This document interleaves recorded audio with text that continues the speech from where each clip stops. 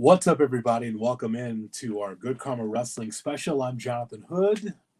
Just got back from Cicero Stadium in Chicago to check out Bound for Glory, and I want to talk to you about that show and a number of other news items regarding Impact Wrestling. But first, I want everybody to know that you can check out Good Karma Wrestling every single Thursday, 7 p.m. Eastern, 4 Pacific. You can check out the show on YouTube or also on podcasts as well. Gabe, Brian, and I give you the best in pro wrestling conversation, Good Karma Wrestling. We just got a chance to talk to Drew McIntyre, WWE superstar, as we were getting a chance to preview the Royal Rumble. And, of course, the tickets are on sale in Tampa for that. Also, Mickie James from the aforementioned Impact Wrestling. She was on the show as well. So check out those interviews and so much more. Good Karma Wrestling on YouTube or podcast. Hit that subscribe button. It costs you nothing to hit subscribe. Hit it, and boom, you're right in to our content that we have every single week. So, as I mentioned, I just got back from Cicero Stadium in Chicago for Bound for Glory, the signature pay-per-view event for Impact Wrestling. And come to find out at the show, there's some breaking news at the end of the show. And so we just go right here to the immediate release from Impact Wrestling. It was revealed on the show, and it surprised everybody because all of a sudden there was a big chant I hadn't heard in a long time from Impact Wrestling. So here goes. Anthem Sports Entertainment, a global multi-platform media company, announced today that its professional wrestling company, Impact Wrestling, is returning to its iconic Total Nonstop Action at Hard to Kill, their first pay-per-view that's going to take place in 2024 at the Palms Casino Resort in Las Vegas, Nevada. That's where the next pay-per-view event is going to take place for Impact Wrestling at the Palms in Las Vegas. So the announcement took place at Bound for Glory, standing room only crowd in Chicago. I was there. TNA will launch 2024 Hard to Kill on Saturday, January 13th. And they're going to have a second night of action-packed professional wrestling as well, the Snake Eyes Extravaganza show at the Palms on Sunday the 14th. So 13th and 14th, they're going to have shows at the Palm in Las Vegas. But let me not bury the lead. Impact Wrestling is going back to its old name of Total Nonstop Action, TNA. So if you've listened to one show or listened every week to Good Karma Wrestling, you know that we don't talk a lot about Impact Wrestling is because it's just about what you want as a wrestling fan. We talk a lot about the WWE. We talk about AEW. We talk about New Japan. But our show actually airs right before Impact Wrestling airs at 7 p.m. Central Time. And so there was a time when there were really two shows to watch in North America, the WWE and TNA, that people would watch TNA. People would watch the show. Now, it wasn't on the same level as WWE, but it didn't have to be because it was an alternative. You've heard that before, right? An alternative to what the WWE does. Impact Wrestling, going back to TNA, reminds me of a time where TNA wrestling was really watchable. I watched them from the ground floor when they were on Fox Sports, and they were on during the day. I think maybe every day on Fox Sports at 3 o'clock Central Time in the afternoon. I'm watching that show, and I'm thinking about those like Kurt Angle and Samoa Joe, and I'm thinking about AJ Styles and Christian and Sting, and I'm thinking about the Knockouts, and I'm thinking about America's Most Wanted, and Amazing Red and Elix Skipper, and the list goes on and on of really terrific difference makers. Christopher Daniels is on that list as well, and I know I'm leaving some people off, but you get the point. Beer Money. So many wrestlers during that time, including Jeff Jarrett as the TNA NWA champion. It was really terrific television because they were focused on the in-ring. They didn't have a lot of jazz hands. It was really good wrestling. But there's been so many different iterations of Impact. I'd love to talk to someone that's been watching TNA wrestling for a long time, like every week, never missing, from being on Fox Sports to Destination America, from being on Pluto TV, from all these different places, all these different channels that Impact Wrestling's been on. I love to talk to someone as a diehard because it's got to be very difficult to find your favorite wrestling show if it's been TNA. There was a time where TNA was really, really special. Dixie Carter takes over TNA, and she supplied a lot of money to keep it afloat. But as far as the in-ring, it was different. When Hulk Hogan and Eric Bischoff were part of TNA into Impact Wrestling, it just wasn't the same. Because what I remember about TNA is the great wrestling, the great stories, but definitely the in-ring was special. So it caught everybody by surprise that TNA now is back going into 2024. And boy, 2024 is going to be unbelievable when it comes to professional wrestling. There's going to be a lot of wrestlers going from one company to the other company. There's going to be some surprises. 2024, mark my words, is going to be something special in professional wrestling. It really will be. And this is part of it. Like, why does Impact Wrestling do this now? Why are they going back to TNA? Well, let's go back to what the president of the company said, Scott D'Amore, because he said it at Cicero Stadium. He goes, hey, we're back. He says, we still hear the TNA chants wherever we go. Fans have longed for TNA wrestling, so that's what we're bringing back in 2024. TNA wrestling, we're back. Okay, so what TNA wrestling are we going to see? Are we going to see just the kind of nonsense we saw under Vince Russo? That kind of booking? Nonsense booking? Are we going to see the in-ring be as solid as it is now for Impact Wrestling? What makes Impact Wrestling and the return of TNA different? That's what I'm looking forward to. There's some things here in this press release that talks about a new look for the new TNA. It says that company officials confirmed that the new year will launch a new look TNA wrestling that runs from the entrance ramp to the turnbuckles in the ring to larger, more prestigious venues and more. Okay, so this on October 24th, that's going to be Tuesday. Scott D'Amore is going to sit down with Tom Hannafin, who does a great job doing play-by-play for Impact Wrestling, soon to be TNA again. It's going to be on Facebook at 11 o'clock Central Time, 11 a.m. Central Time. It's going to be a Q&A with the Worldwide Pro Wrestling Media. I hope to be part of that on the 24th. That should be very interesting, that there's going to be a media call with Scott D'Amore about the new TNA wrestling. Interesting. Again, I don't know why they're doing it now, but they say it's going to be different venues and a different look, and that's great. This company's had so many great wrestlers over the years. The TNA that we'd love to see again is the TNA that had AJ Styles in it, and Christopher Daniels, and Petey Williams, and wrestlers like that, and so many more.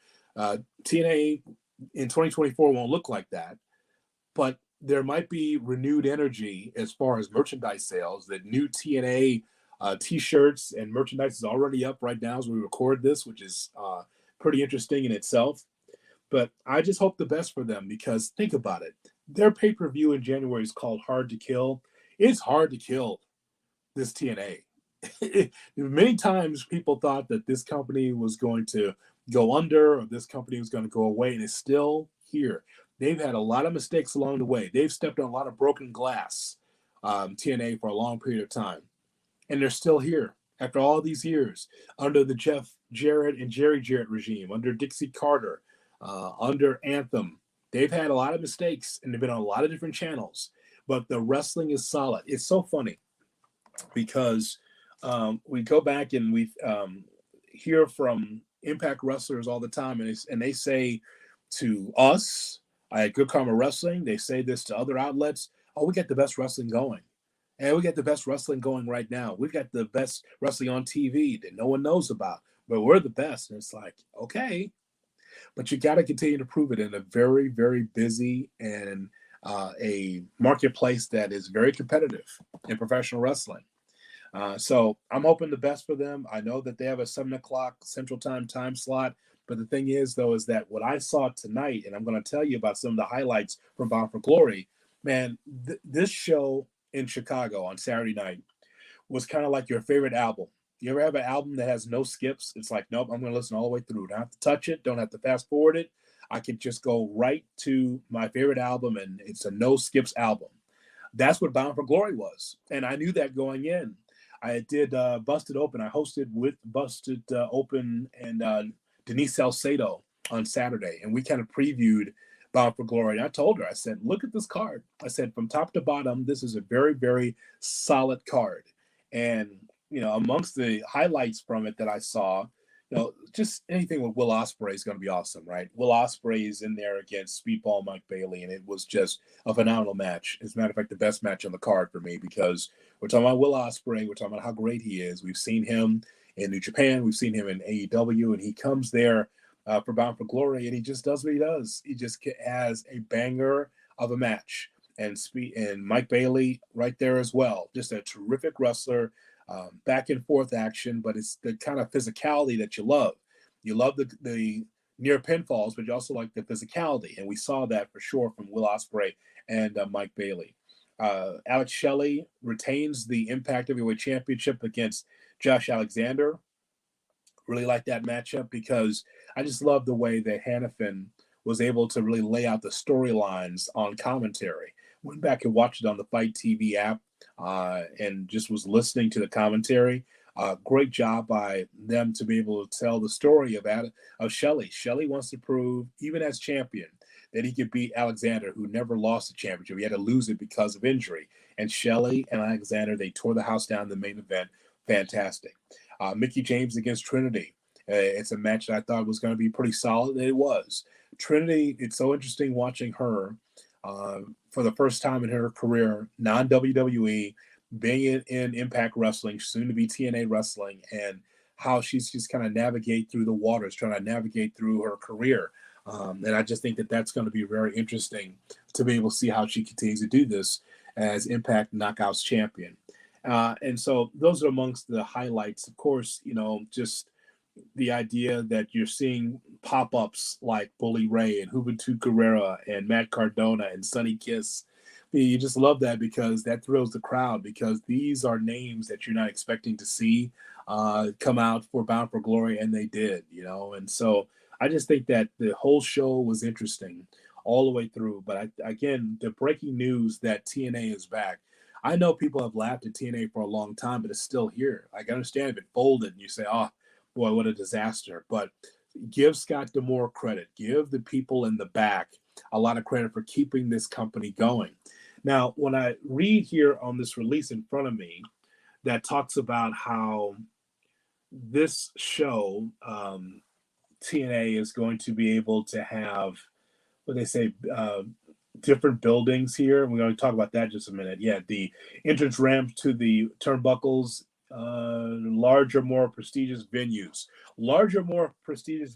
Well, again, being in suburban Toronto for your TV tapings is okay at a college, but I think that I'm not asking for TNA to be in large NBA arenas, but they do need to be able to spread their wings a little bit and just kind of show internationally how popular they are. We know it's been surviving a lot in the United States for a long time, but it's time for their TV tapings to be elsewhere, different new cities, and also internationally.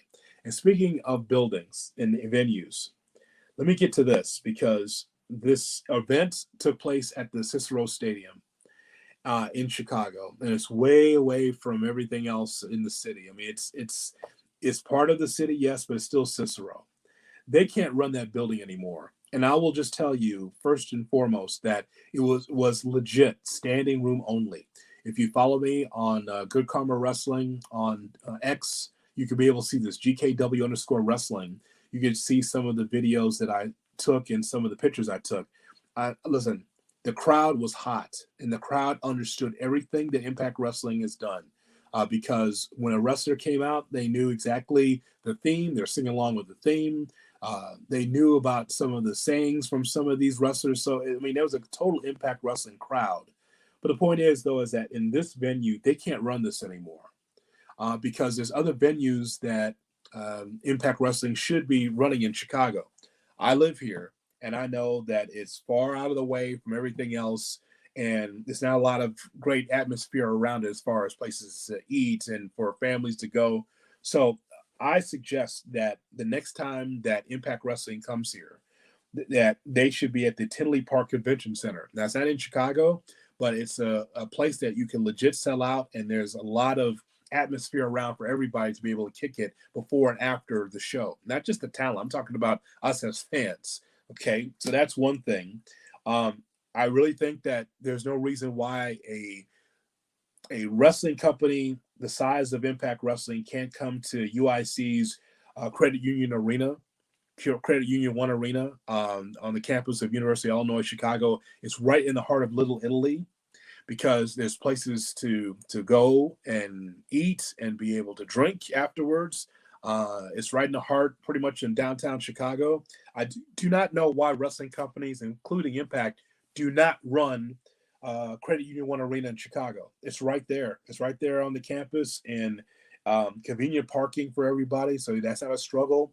But this Cicero Stadium, where people are walking for miles to try to find places to park on the street or in neighborhoods, this is the shits, and they got to stop doing it. And like I've been there for MLW and for Impact Wrestling shows before. I understand from Impact Wrestling standpoint. Oh, try to squeeze in less than 2,000 people. There were standing room only. I mean, ad nauseum. There's a ton of people there that should have been able to sit in their stands comfortably, and they did not. So I would say for them, even though it's a hot crowd, everybody loves Impact Wrestling when they come to the Cicero Stadium. I would suggest other stadiums and also other places for people to go. Hard Rock Casino in Gary, Hammond Civic Center in Hammond, Indiana. These are a few places I think that Impact Wrestling should consider going to. Bigger places, not standing room only. I mean, it's cool to have SRO. That's great. But in that venue, I just think that you could do better. I think any company could do better. So there's indies that do a lot better than Cicero Stadium. So I think that's pretty clear. They should try to spread their wings and do something else. But I really enjoyed the show. And I also enjoyed the Hall of Fame that they had there as well. I mean, again, for that size of a arena, Cicero Stadium, it should have been bigger just for Mike Tenay and Don West. They both were inducted into the Impact Wrestling Hall of Fame. Mike Tenay brought the house down with his speech. He was fantastic, man. I mean, there's a guy here. He will always be the voice of Impact Wrestling or in voice of TNA. He always will. And he and Don West were an unorthodox team, but a very good team nonetheless. Because Don West comes from trying to sell products at 2 or 3 in the morning. And he puts on a headset. And it's like, what's this guy yelling about? This guy genuinely was selling the product because he was at full voice and just into just selling TNA. Some of the iconic classic calls of TNA wrestling came from Don West and Mike Tenay.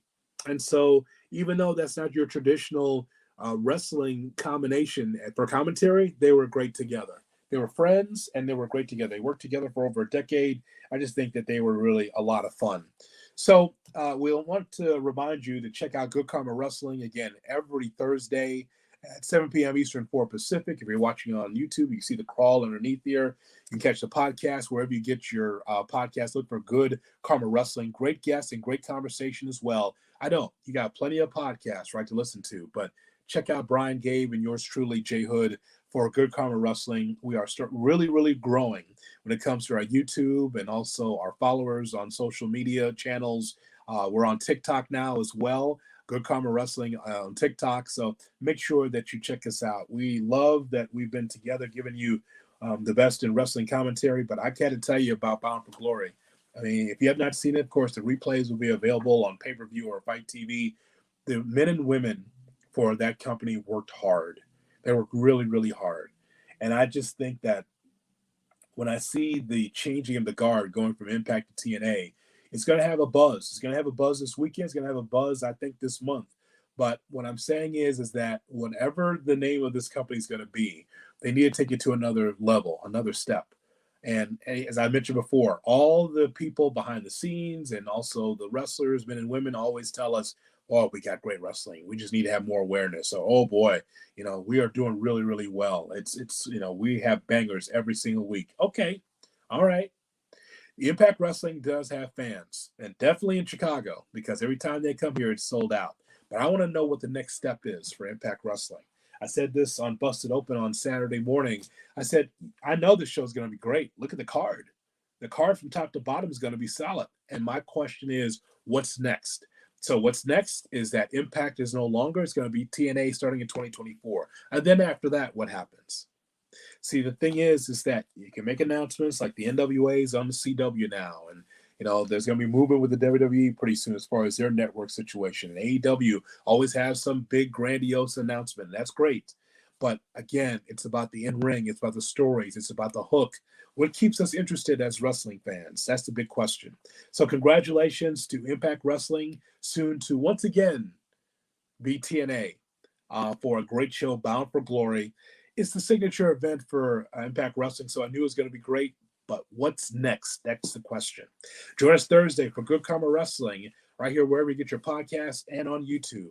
Thanks so much for watching. I want to get your comments below. What do you think of the announcement of TNA returning in 2024, and your thoughts about Bound for Glory?